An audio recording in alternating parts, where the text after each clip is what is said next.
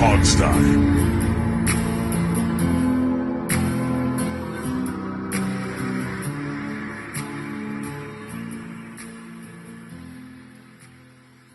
Hello, everybody, and welcome to the Hogstyle. I did that kind of old-timey there. Like, that's how we used to do it. Yeah, we did. Yeah. That was Sean would do that. Yes. Yeah, Sean did that back in the day. Welcome to the show. This is Alex, Steve, and Jamal with you this week. Hope you've had a good week. Hope you're going into a better week. But welcome to the, we're getting towards the end of the boring part of the off-season. Training camp's going to start soon. Fans will start showing up at training camp. If you didn't get in, well, you're probably not alone, because I saw a lot of people posting that they got rejected by the team when they applied to get to training camp, including some people who are like super fans, which is surprising. You'd think the super fans would get like a little secret entrance, you know? You would think both of them that are left would be admitted. Yeah, you would, but not the case. So I guess they went really like luck of the draw there, not a meritocracy. So yeah, that one was weird. I mean, I saw it on.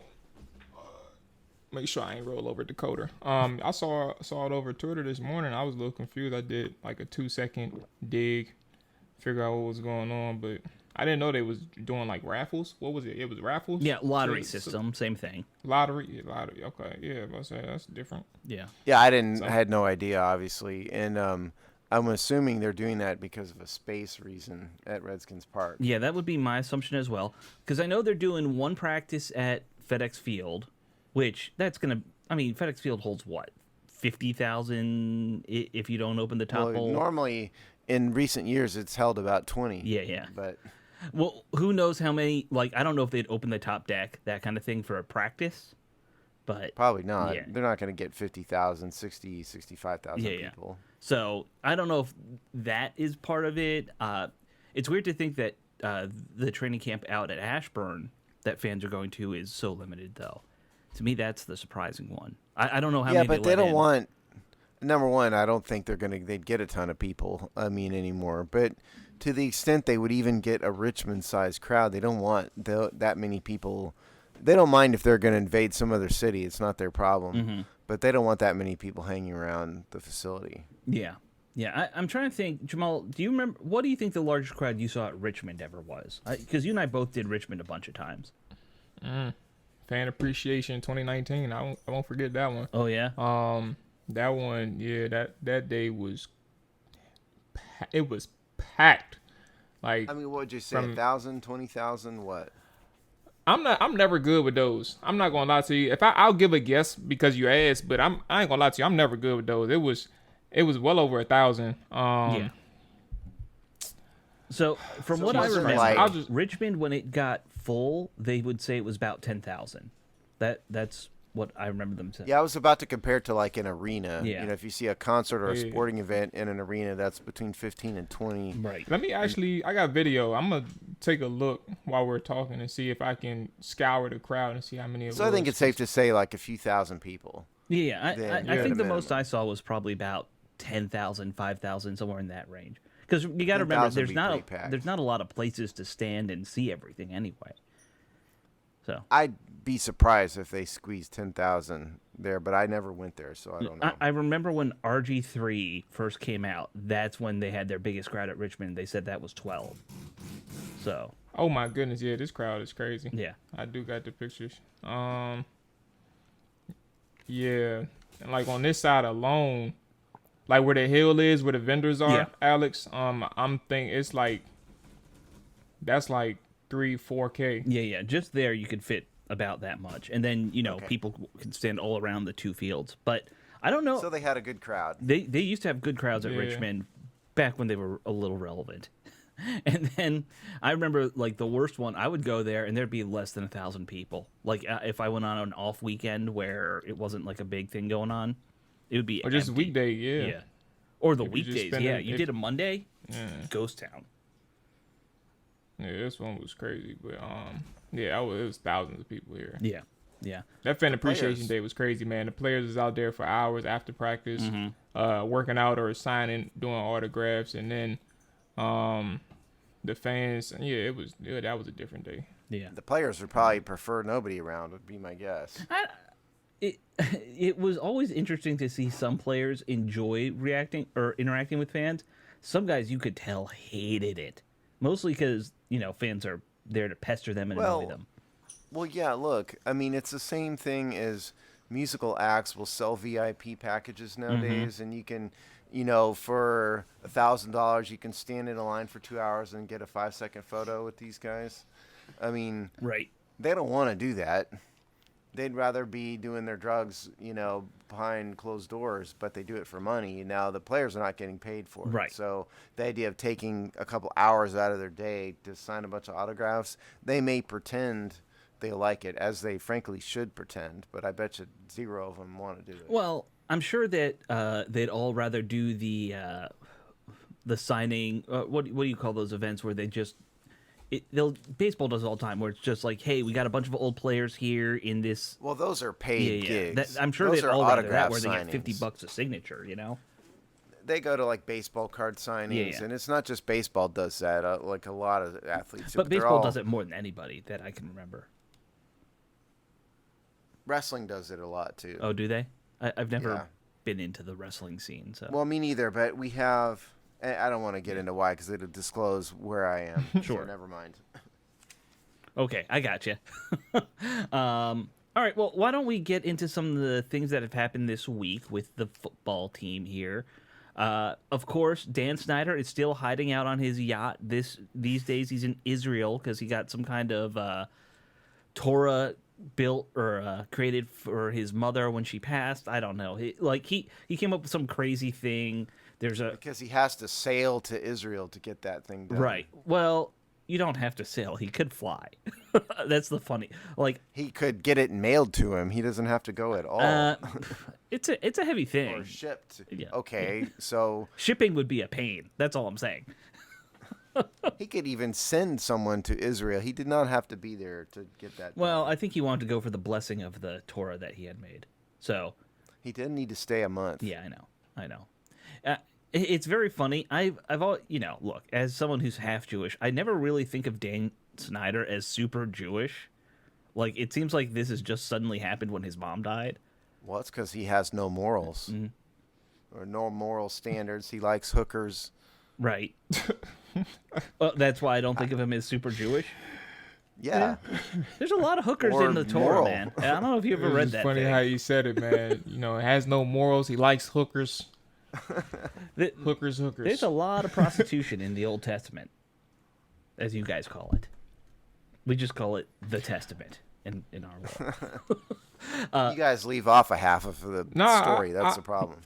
Yeah, I never really. I always knew he was Jewish. I just never really leaned into the religious side of him because never really talked about it. I don't think we, to Alex's point, I don't think we talked about it until his mother passed. Yeah. I mean, if he's a practicing, which is whatever, he's kept but himself.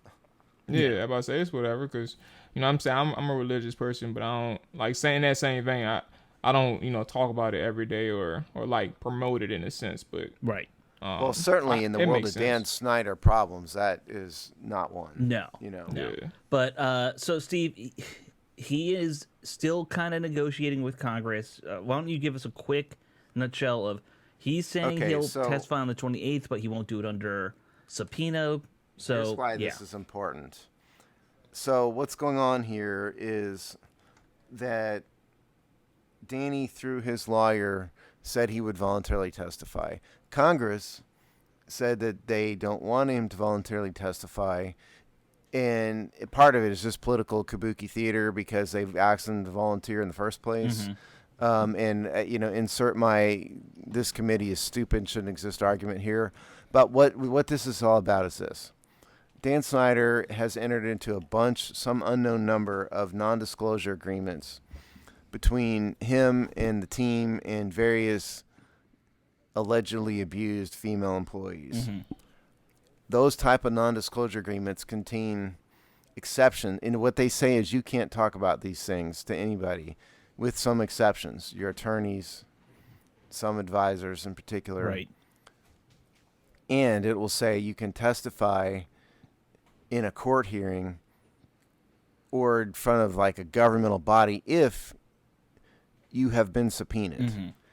And so the act of Dan Snyder's lawyer saying, hey, we volunteered, what that would do if they accepted it would allow him to claim privilege, contractual privilege under these non-disclosure agreements, and thereby anything that comes close to being controversial, he could say, I can't talk about it. Sorry.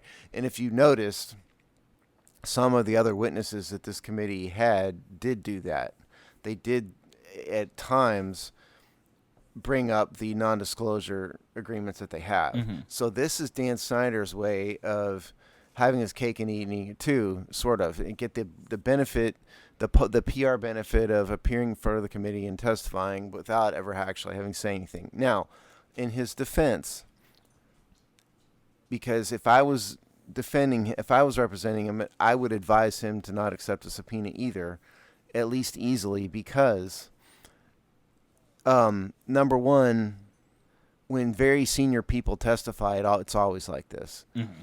They never just show up. You have to have a discussion about when, and you have to have a discussion about the scope and what questions can you ask, and all that happens.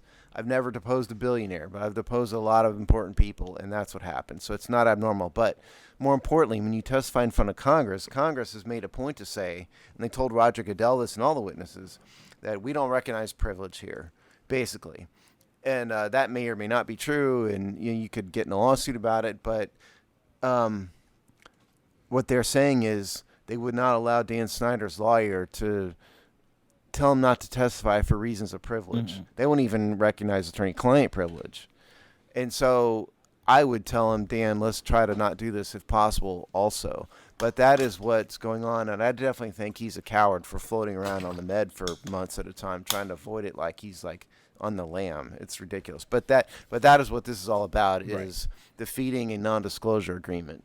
So, in theory, we're not, you know what I'm saying, because we know what he's up to. But in theory, say if Congress was to agree to his terms, like whatever, because obviously he doesn't want to go up there on the stipulations that Congress is kind of providing to him. But say, for instance, just because Congress wants him up there and they agree to his terms, essentially he'll just go out there and plead the fifth, or I don't recall everything in terms of like the questions that they ask him. Well, he could. I don't recall everything if he wanted to. Yeah. Pleading the fifth is slightly different. Okay, what I'm talking about is a contractual obligation to not speak about the substance of the non-disclosure agreements. That's not the same as pleading the fifth. Pleading the fifth is a constitutional right against self-incrimination under criminal law. So, in other words, if they say, Dan, did you rape somebody?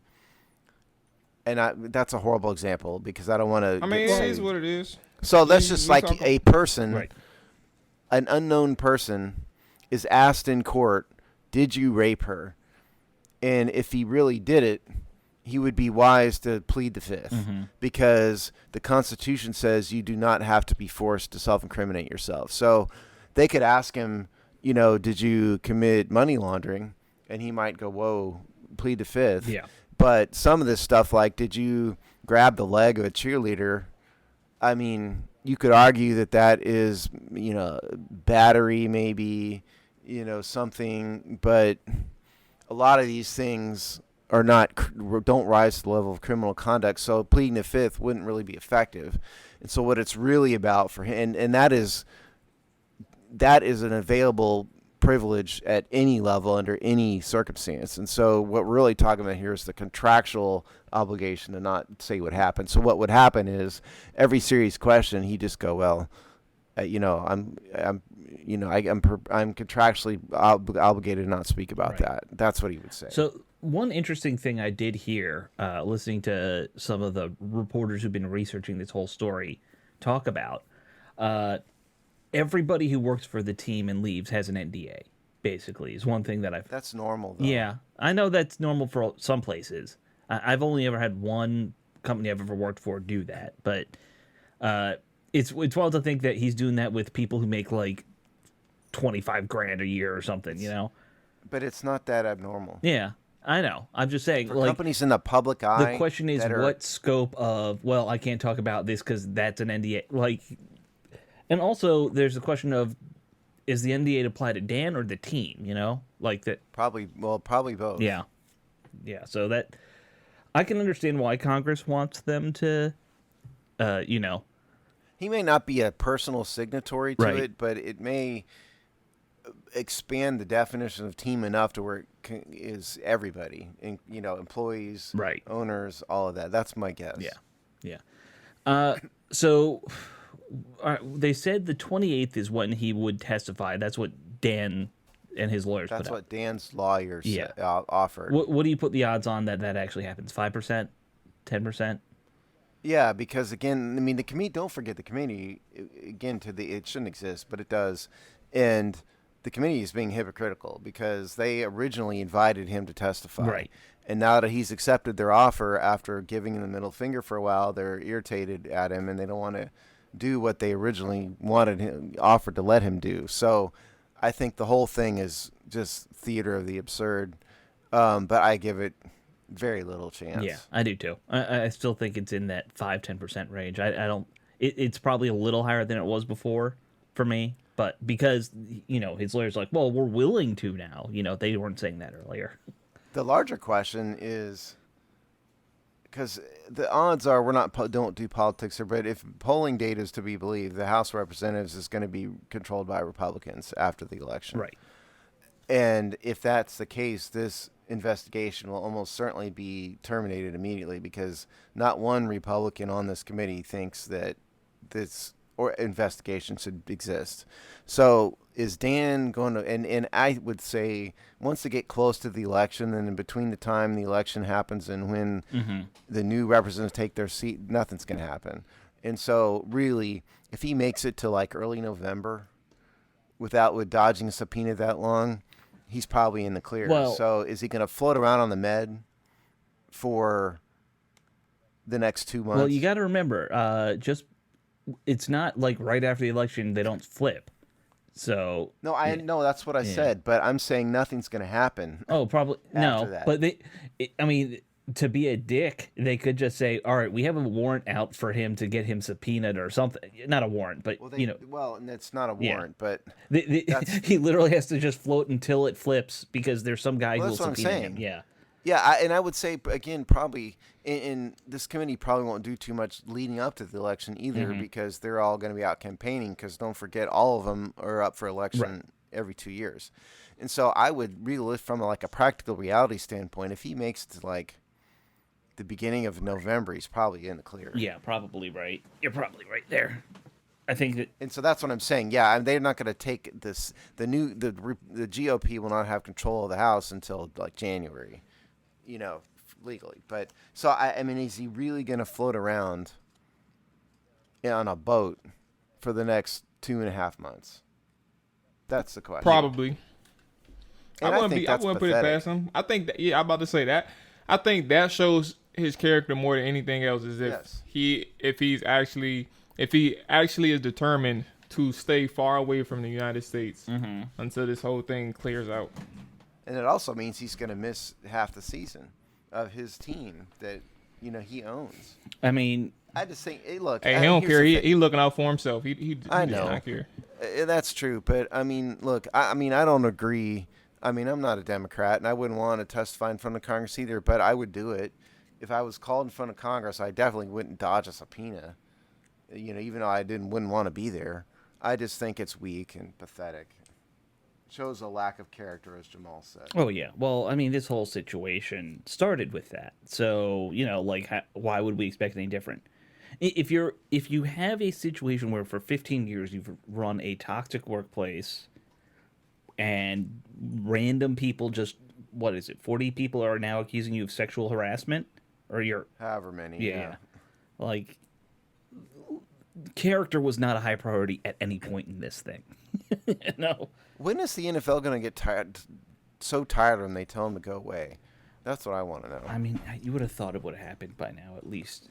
Well, no, because the problem is that Dan Snyder knows where the bodies are buried, hypothetically. I mean, he's not the only owner who has crappy character and treats women poorly and all that. He just hides it worse than the rest of them.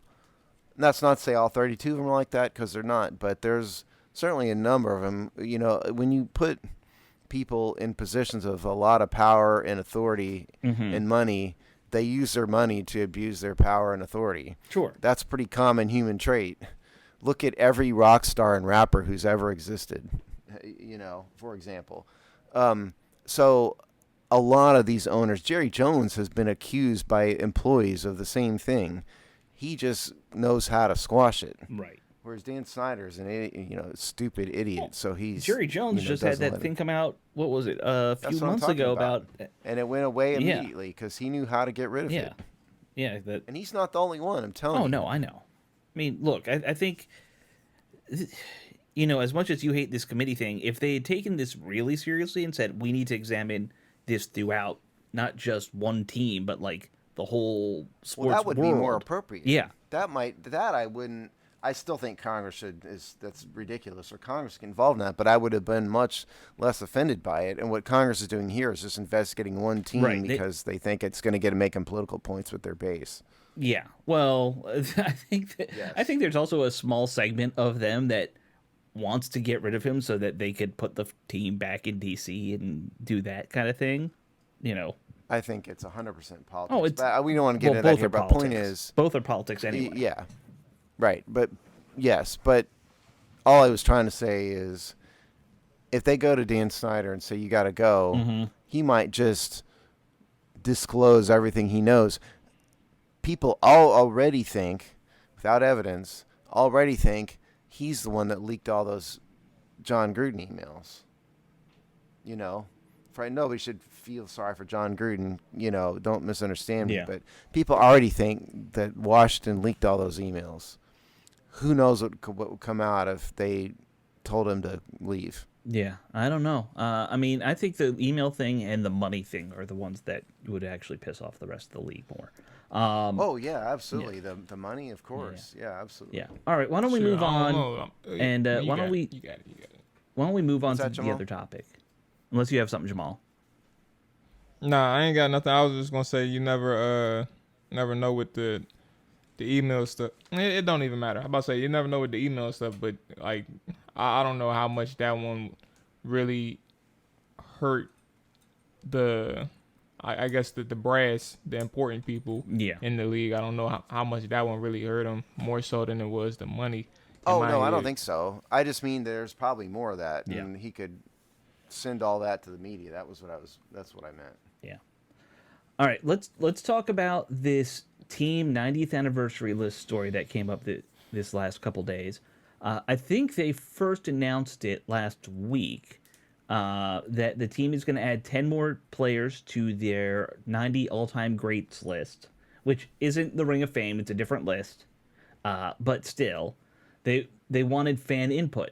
And at first, so basically they have 80 from the 80th anniversary, and they're going to just say, let's pick 10 more. A lot of these are some more recent players over the last decade, but they also have a few classic, like old-timey guys in this list as well.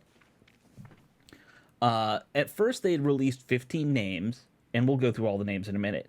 And there was a big hullabaloo because the team left Trent Williams and Robert Griffin off, and those two are now added. I didn't really see anybody talking about, why isn't RG3 on this list? But they added him now. And Trent Williams was the one that everyone's like, he's a 7-time Pro Bowler. He might have been your best left tackle on a team that's really had a lot of great left tackles. He might have been one of your most... He's easily the most athletic. He might have been the greatest left tackle they've had. He's certainly up, in the top 3. Yeah. I mean, you got to say Jacoby, Samuels, Lachey, and Williams. I mean, all 4 of those are legendary players for this team. And, how you rank them is up to you, honestly. They're all probably going to be... They all should be Hall of Fame caliber players. Well, they all are. Yeah. Whether or not any of them would get in, it seems unlikely at this point. Right. But yeah. Okay, fair enough. But anyway, so that was a weird thing that they left Williams off. I think everyone thought it was out of spite for how that situation ended. Of course it is. This team is nothing if not petty and spiteful. Right, but the weird part about that to me, Kirk Cousins was still let in, And it's not like his leaving the team wasn't petty and spiteful and weird. Yeah, but it was. He smiled on his way out, though. Yeah, I guess so. And it wasn't really so much spiteful and petty as it was just a contract disagreement. It was, whereas Trent Williams was like actively a battle. yeah. I mean, look, he was actively trying to get Bruce Allen fired, and he did. So, there was that part of it. All right, well, why don't we? I'll just read off the names here. You have, all right. So this guy, I don't even remember because it's before my time. Laverne Trogson. Torgerson. Yeah, who was he? Steve, is he like someone you even English. remember? No, that was. No, I didn't write down the years that he played when I. Well, I got Yeah. it. It's 1950. He's listed as a player coach from 1955 to 1993. I don't remember him at all. Okay, yeah, Chip Lohmiller is in here. Larry Peccatello. I think those are. Oh, and Daryl Grant. Those are the older. Larry Peccatello, co-defensive coordinator from 1984 to 1993. Right. So those are the four names that I'd say are pre-modern.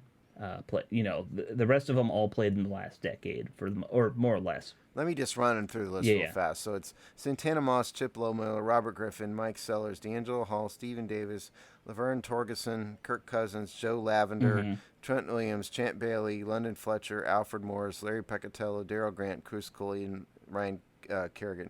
Now the fans were asked to pick 10 of those 15. Right. And it's going to be who gets in from the top 10, basically. And I will give you my list. I'm not going to vote on this because I just choose not to. But if I was to vote, the people I would leave off, I would leave Robert Griffin out. Yeah. I would leave Laverne Torgerson out. I would leave Larry Peccatello out. I would leave Ryan Kerrigan out, and I would leave Joe Lavender out. So I would vote for, if I was to vote, Santana Moss, Mike Sellers, D'Angelo Hall, Stephen Davis, Kirk Cousins, Trent Williams, Champ Bailey, London Fletcher, Alfred Morris, Daryl Grant, and Chris Cooley. If I was to vote, that's who I would vote for. Okay. Jamal, and I would leave out Griffin because he only had one good season at the end of the day. Yeah. That's why here's my thing. I've seen a lot of people now advocating he should be in there. He had one good year. And it's hard for me to say, how can he be on your 90 best list if he's also in your biggest draft bust list of all time? Like that, I know he had one good season and it was a lot of fun, but I can't put him on that list. No. This is interesting. I'll just go in order. I'll start with Chris Cooley, Champ Bailey, Trent Williams, London Fletcher. I'm gonna ask you all because I don't know this guy, but did y'all have a lot of respect and appreciation for Larry Peccatello? Neither one of us really know anything about him. Okay. I left him off on my list. Okay, all right. So with that context being understood, and those who listen to the show know I'm younger than Steve and Alex, I'll pass over him. So we're at London Fletcher. Okay. Alfred Morris. By I'll reluctantly select Ryan Kerrigan. Okay, again, Daryl Grant, yes or no? Yeah, Daryl Grant, I would say yes. Was a huge part of the defense in the Super Bowl teams. So it's kind of weird how he's not even on here. I mean, how he's not already on the top 80 already, but whatever. Okay. Daryl Grant, Santana Moss. And to be honest with you, that's probably it. Like, I think to be honest with you, the people that I named is more so. I named Champ, right? Champ Bailey. Yeah, you said Champ. Yeah, you wouldn't go D Hall though. Yeah, I skipped over D Hall, but I think to be honest with you, and I may just have to. I'm a little torn with Champ, but I think the reason why I listed more the people that I listed is just off the strength of impact. regardless of how much time that they spent here. Like Champ only spent a few years here. And then in that same vein, I named Alfred too, right? Yeah. Yes, you did. Yeah, I'm about to say those guys. I mean, and Stephen Davis too. I think I should have listed him, but those guys are kind of like the impactful players, regardless of how much time they spent here. And in theory, like they should have been here even longer, right? So, I think that's kind of where my head was at when I listed these guys. D Hall.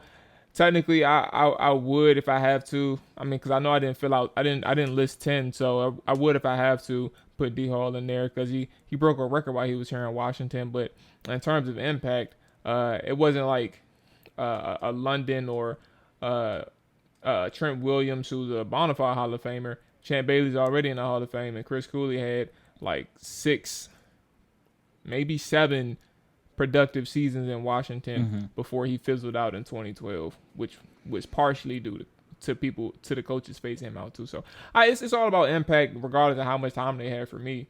So yeah, that's kind of where I'm at. Yeah. Now I did vote, but when I voted, they didn't have Trent and RG3 in there as options. So I don't remember. I'm actually gonna have to adjust what I put in That's it. out here, but I definitely would put Trent Williams on there. The first two I have to do would be Mike Sellers and Chris Cooley, just because I loved that era of like the Joe Gibbs 2.0, and those guys were really the keys to making Clinton Portis and Santana Moss look good. You needed guys who did some dirty work, and they did that. Moss would get in. I want to say Chip Lowmiller, and Dale Grant would definitely get in. Stephen Davis, I'm kind of hung up on. Like, he really was a great productive back for us for how many seasons did he play here? 5 or 6? 1996 through 2002. Okay, all right. So that's 6 seasons, which is a good bulk of his career. I guess I'd say Stephen Davis and Alfred Morris would get in. I would go D Hall over Champ Bailey because Champ needed to get out of town pretty quick at that one point. I would. So the allegedly needed to get out of town yes, pretty quickly. Yeah. Allegedly. The story was, the rumor was he was in trouble with some woman, Right. and he had to get Yep. out. That's the rumor. Yeah. That's been out there for a while. Let's see. I'm kind of hung up on Kerrigan or London Fletcher. Kerrigan played almost his whole career here though, and I think for me that actually means a little something. Whereas Fletcher, I know he was here for some good years, but he most of his career was not as a Redskin, so like I think there'll be one mistake here, and I think it's a slippery slope too. I'm not gonna lie to you. Certain players like RG3, he had one great season, like in the NFL, and there was nothing that ever came close to that in terms of for Robert. Like nothing ever came close to that ever since. Like he didn't even have a very good season or a good season after that. Right. I think, and it's not to talk down on Robert, it's more so to talk down on the Commanders. For y'all to add him to the list, I think that's a very slippery slope. Because what if people out there, you give the control to the fans now to vote for the last 10, and they put RG3 in there, right? Like you let them put a 1-year wonder in your top, your greatest 90 players, and then you got to rock with that because you gave them the fan control. Mm-hmm.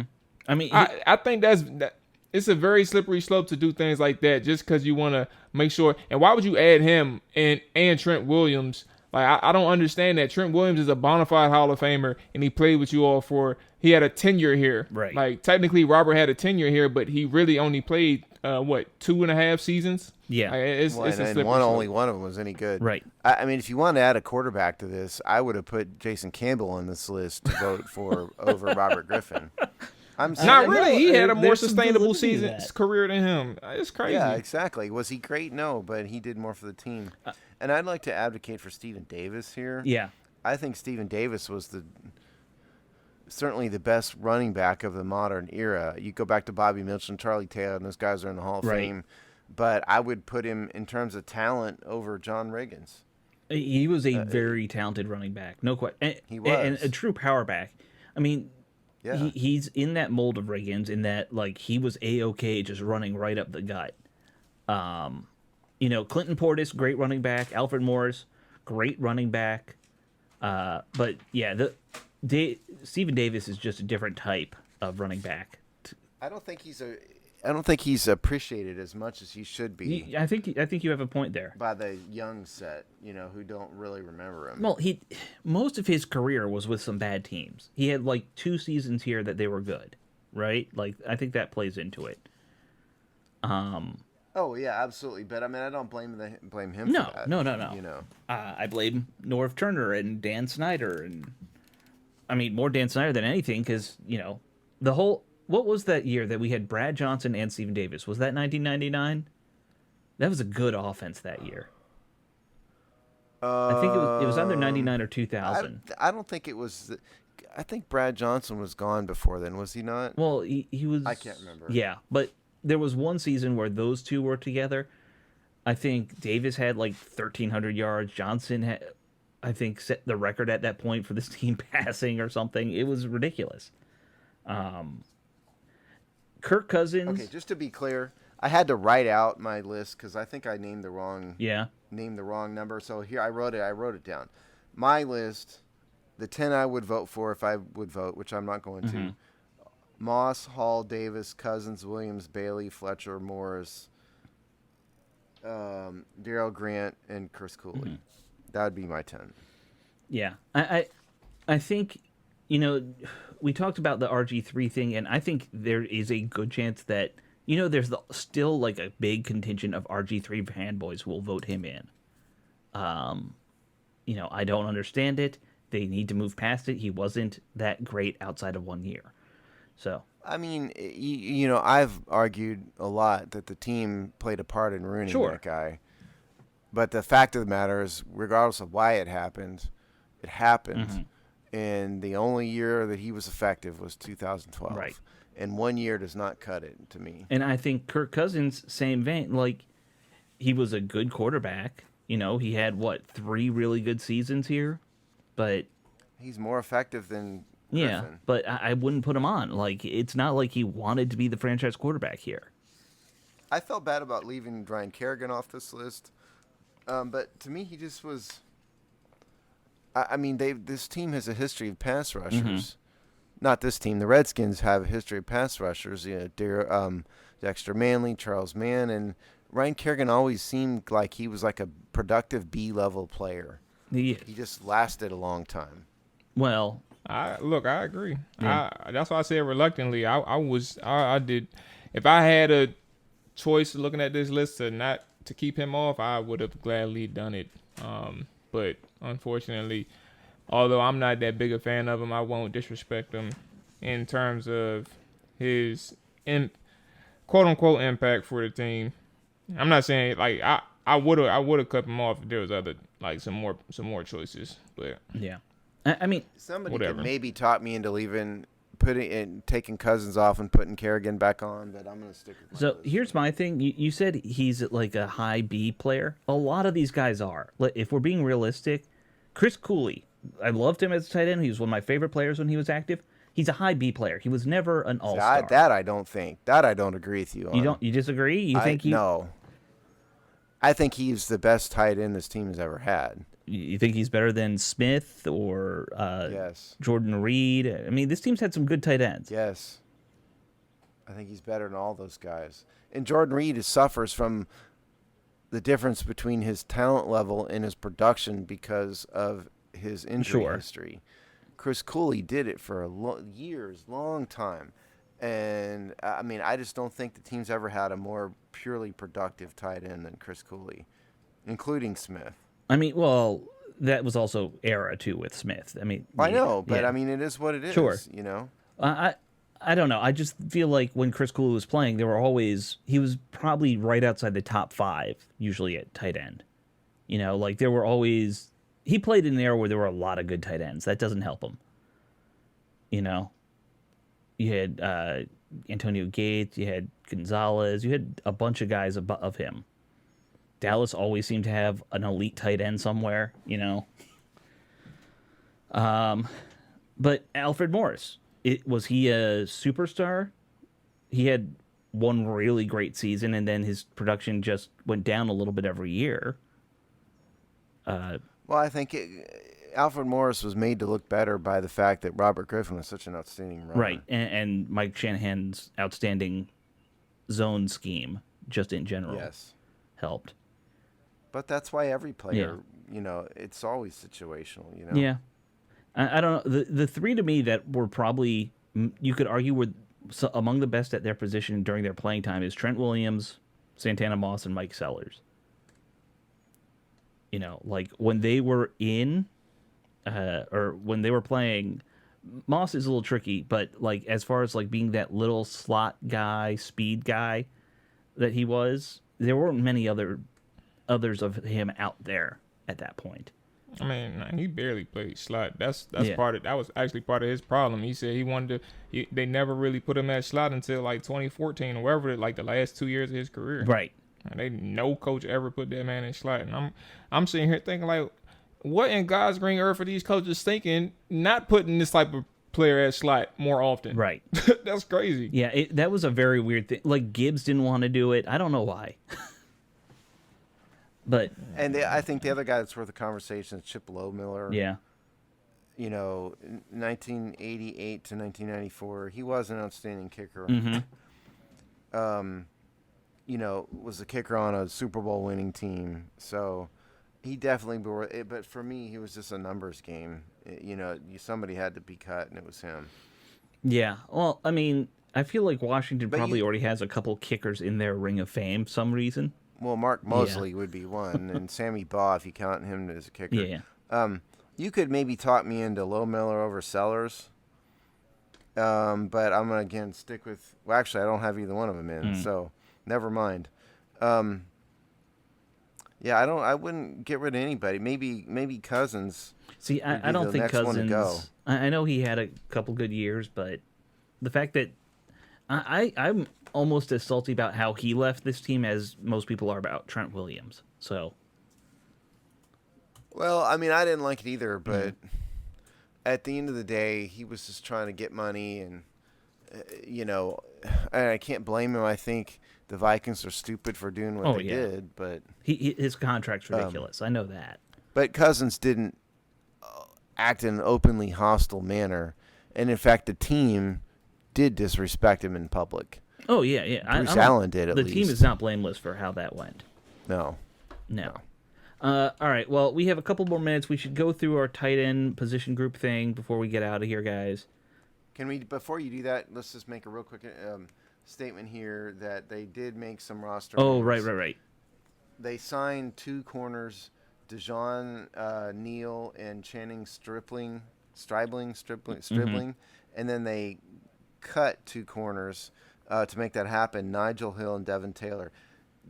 Dewan Neal is an interesting story. He is the hero of the USFL, apparently. I didn't watch any of it. I don't think he's the hero of the USFL. He's just a USFL player. I'm being facetious. Okay. But he was like the number one corner, I guess, or one of the top corners in the USFL. He is out of a very small school, D2 school called Shepherd. Mm-hmm. You know, he was with the Redskins in 2019 for 5 minutes and got waived, and then spent time in the XFL, USFL. So it's an interesting story. Yeah. And then Channing Stribling is another guy who's been around forever on a whole bunch of practice squads. So, you know, will either one of them make it? Who knows? But that's what they did. Yeah. I mean, it's always that kind of thing. Like, these guys are just there probably for, you know, camp bodies, but maybe realistically, probably. Yeah, maybe they get to a practice squad. Who knows? But you never know. I mean, maybe they'll prove themselves. You know. Yeah. I say, one of those dudes was already in the league. On practice squad opportunities at that. Was the guy. Yeah. Mm-hmm. So It is what it is, but it's always a good feeling to have that second chance or third chance, whatever opportunity he's on. I don't know his whole entire NFL career, but it's always good to earn another opportunity based on proving yourself. And that a side note, I ain't gonna be too long on this one, but side note is just to show like the USFL, what's the word? Proof of concept. Like you kind of see what if you can get a full season out of these spring leagues. What it can provide for the players. So the championship game was actually a good game for those who are listening and want to know what the USFL is about. So you may want to circle back next year when the XFL and USFL are back to see these spring leagues and just have some entertainment. So good for them. Yeah, we'll I mean, I've always been an advocate that we need it for player development. So I'm happy to see you guys getting a shot. So I'm with you there. And if you want some details on these guys, so DeJuan Neal's 6 foot 155, so he's a beanpole. 155. Wow.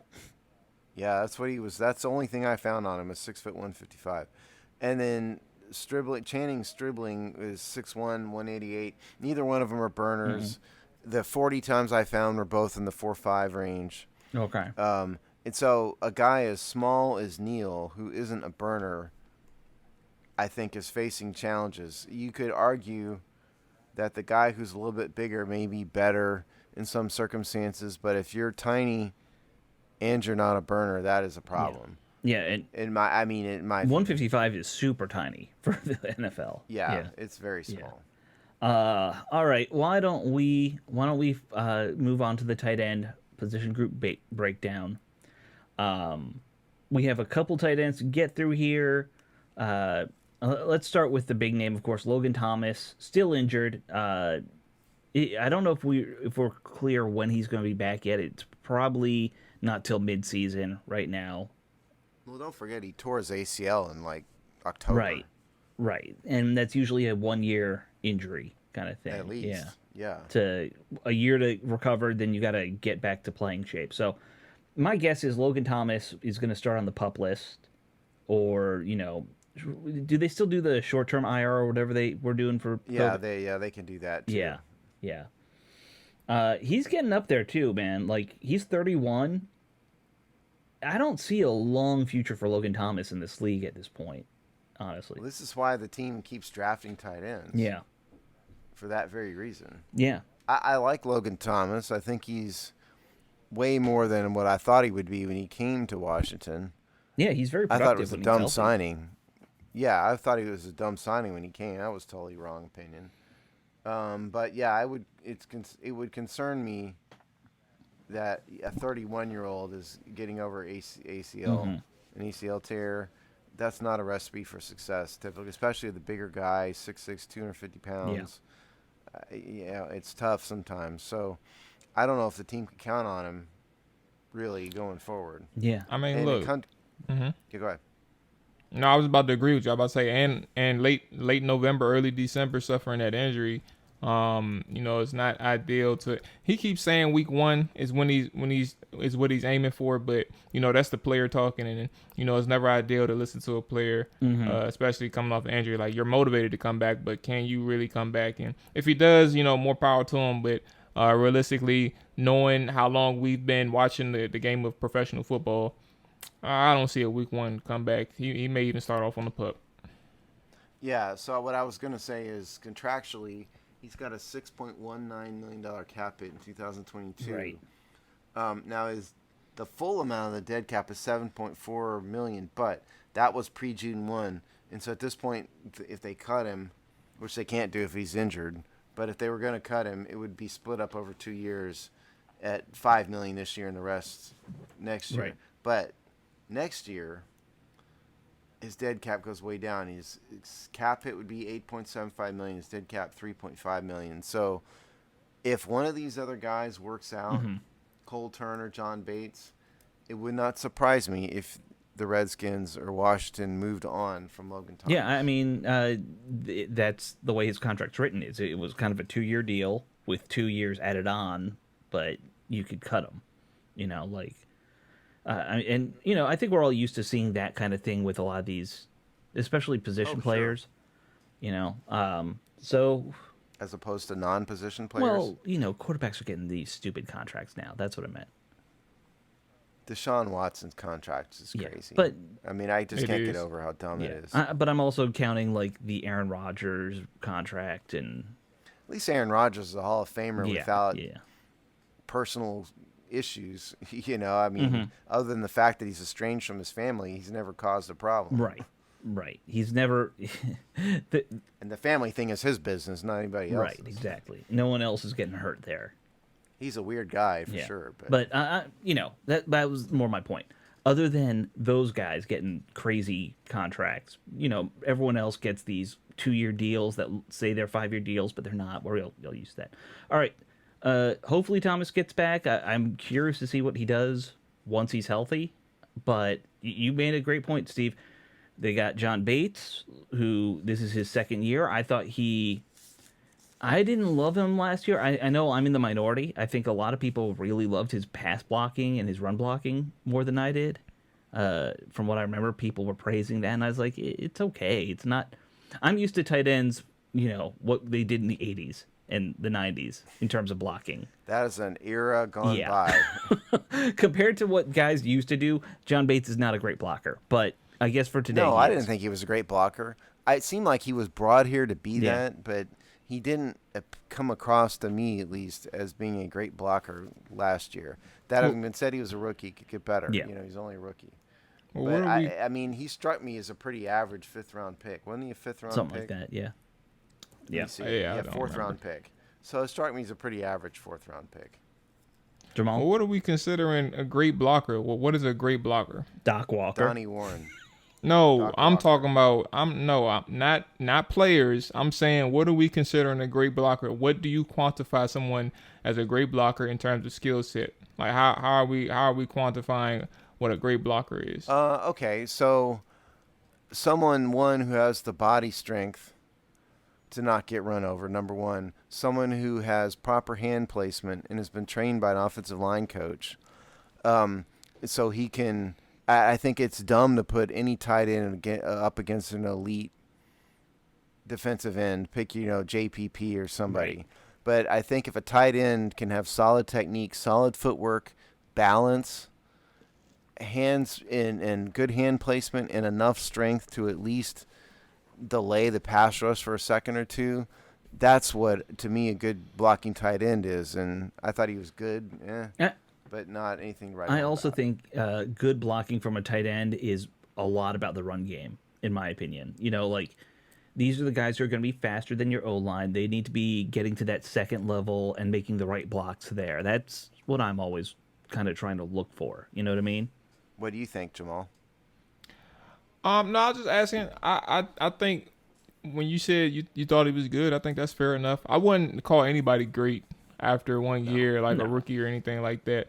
So if there are people out there saying that, then they're misguided. I mean, obviously statistics kind of influences people's opinion because, when you hear things that kind of backs up an idea, you kind of can, or when you find things that kind of backs up your theory or your argument, you kind of dig into it a little bit more. And, people, I think Pro Football Focus rated him the highest blocker as a rookie. Yeah. Or I don't remember. It was either that or highest tight end blocker in the league last year. One of those two. But I'll say that to say, I don't think y'all are far off. I think y'all are, or Steve, I think you're accurate in what you kind of want to see from a tight end. And even still, like if your tight end is able to block defensive ends and even some of the better ones, then you're in a good place. But also, like if they know their run fits, or if they're able to move in space and block too on the second level when they have to do those combination blocks, that kind of works. So I don't think you're off. I think John Bates is a good blocker. But you kind of have to, in order to become a great blocker, what he did this year is a good start, but you have to see it every single year, Right. and then for sure that he is actually a really good blocker, if not great blocker. By the way, I don't think we gave his numbers from last year. He had 20 receptions for 249 yards on 25 targets. started half the games after Logan Thomas went down. So he had 8 starts and played the whole season, though. He was in all 17 games. I mean, he's a worthy 4th-round pick, like I said. They didn't break, they didn't you have a diamond in the rough, but he's not a bust. He played. When you're drafting a 4th-round pick, you're expecting a contributor, not necessarily starter, and that's kind of what he was last year, So, I mean, it's a good, solid pick. And I think that the team is looking at him and Cole Turner in 2 different ways. John Bates can do traditional tight end stuff, inline tight end, block. Right. He can catch passes in traffic and whatnot. Cole Turner is practically a wide receiver. Yeah. And so I think that you're going to look at him more as the threat. Now, he's a big dude, 6'6", 246, but they're clearly looking at him as the addition to the passing game and the passing threat, whereas Bates is kind of a different role. Yeah. Turner's here to kind of replace Logan Thomas while Logan's injured, and probably long term, I think would be how they want to project him. He had a good couple years at Nevada. He 600 yards 2 years ago, 677 yards last year. So, good production for a tight end. But it's also Nevada. It's not a big school necessarily. That's, it's not like he's playing a power conference. We've seen him zero, but I think that's what they're looking at. Yeah. That's kind of what the team's looking It's interesting when you think about it. A lot of our tight ends are like small school guys for the most part. Logan Thomas played quarterback at Virginia Tech. That doesn't really count in my mind. And then who do we have that's a big school guy? Curtis Hodges at Arizona State. I don't even think. Well, you could go the opposite way, and a guy like Sammy Reyes, who's never literally played football before. He was a basketball player at Tulane or whatever. Yeah, he was at a bigger school, but he played basketball. Yeah. And then you've got the real one that is a big school guy is Curtis Hodges from Arizona State. Yeah, but I mean that's a big school. And Hodges is a big dude. He's 6'8", so he's he's enormous. Yeah, this dude's playing small forward, I guess. I don't know what they're gonna do with a guy like Hodges. Yeah, I mean, there's a lot of youth outside of Logan Thomas, which is interesting. To me, at least, Reyes is only 26. Most of these guys are 23, 24. Cole Turner's 22. So, Reyes is a project. I mean, the guy that intrigues me most out of this list, just to see what happens, is Antonio Gandy-Golden. Yeah. They transition him from wide receiver. I mean, now the most likely option would be that Mrs. Gandy-Golden needs to get her spare bedroom ready, but. That having been said, he's obviously got receiving skills, so can he make it? Clearly, they're trying to salvage the draft pick by giving him a shot at it. And it's happened before. Look at Niles Paul. I was just going to say that. Career out of this. Niles Paul went from being a very below-average receiver to a solid tight end for a couple years. Absolutely. And kind of the Y tight end. He's not an inline tight end, but I mean that's Gandy-Golden's fate too. Yeah, I mean, it's interesting. I look at a lot of these guys, and I see them more as the slot receiver style tight ends than, big blockers. Armani Rogers. Other than Bates and maybe Hodges. I don't know much about Hodges, to be honest with you. Yeah, I haven't watched any Curtis Hodges film, so I can't. Nobody's watched any Curtis Hodges film. I was gonna say I think the difference between and I'm pointing this out probably because it's to see where Gibson's head is at. Gandy-Golden. I'm thinking of the wrong AG. Yeah. But I think the difference between those two converts is that Niles Paul was actually a good blocker when he was a receiver too. Mm-hmm. So he didn't mind, and when he played in line, he didn't mind. He didn't mind putting those blocks on defenders on the first and second level. That's just who he was naturally, because they did that at Nebraska. I heard him speak a couple of weeks ago, and he was talking about that's just what he did. So that came just naturally for him. It's nothing. So that conversion was easy for him. In that if they're asking him to block, he can do it. But Gandy-Golden. The difference between those two is that's one, but two, actually Gandy Golden has a frame to be successful, but he has to first off bulk up a little bit more, obviously, to play the tight end position. At 6'5" or 6'4", you already have a good start. You just have to pack on weight, and secondly, learn to block. Like if he can learn to block, then or at least show signs of development, they're going to keep him around. But at this point, when people say they're on that last leg, like I used to say it, and I kind of still agree with it. I just think that it depends on what he's showing in training camp. Like if he shows that he's improving and taking on the coaching and has the toughness to want to block, then maybe there's space for him on this roster. Yeah, I endorse all of that. Yeah, me too. I mean, I would like to see it work out because you hate to see we said he's a 4th rounder. You hate to see that. Well, he's a smart guy. He's a good dude. He's not a character problem. He's not a clown.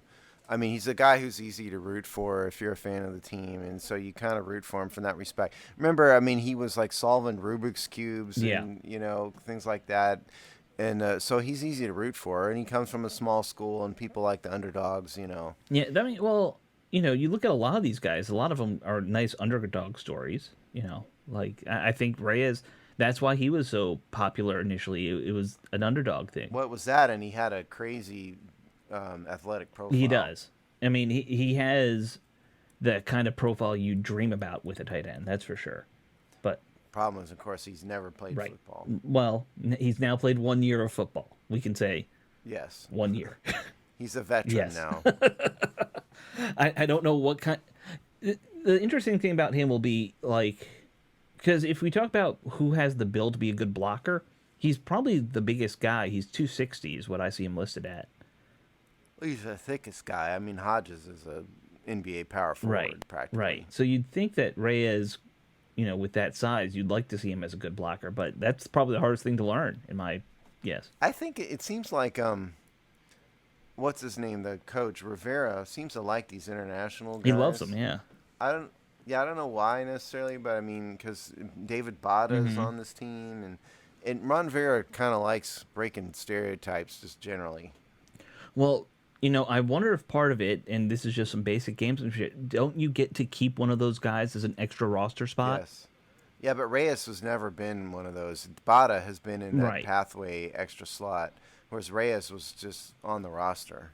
I'm just saying, maybe that's why he likes him a little bit, though. Maybe, yeah. That could play into it. One more guy in camp is one more guy in camp.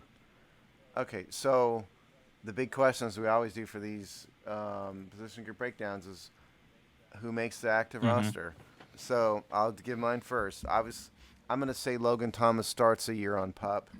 And so you're going to keep John Bates, Cole Turner, Gandy Golden, and Samus Reyes. And then I think that means that puts Hodges and Armani Rogers, who we didn't mention at all, on the practice squad or on the street. Okay. Jamal, what do you think? So you said the final roster. Are we including Logan with the possibility of PUP or no? Yeah. I identified him as my prediction was he would end up on PUP. You can predict what you want, obviously. All right. Well, all right. So what I'll do, shoot, that just makes I just confuse myself all the time. I'm gonna just go ahead and I'm gonna exclude Logan with the assumption and knowledge that he's gonna make the roster regardless of PUP or not. So I'll just name everybody after that. John Bates, Cole Turner. And if I had to make another guess, I'm going to say, what's his name? Rogers. Amani Rogers. Amani Rogers? Yeah, Amani Rogers. Those three are going to make the roster. I think Samus is practice squad. And I think AGG ultimately ends up as practice squad. I'm kind of close to where you are, Jamal. I think, Thomas obviously starts on either IR or PUP. So, that frees up a roster spot in general. Turner and Bates will be a 1-2 combo, situationally probably splitting time. And then from that point, I think AGG makes it because I know he's still useful on special teams. But whenever Logan Thomas comes back, I don't see AGG sticking to the roster at that point. And then Reyes to practice squad would be my guess. Fair enough. All right. I think that should do it for this week's episode, guys. We hope you all enjoyed it, and we will see you next week. Bye. Bye-bye.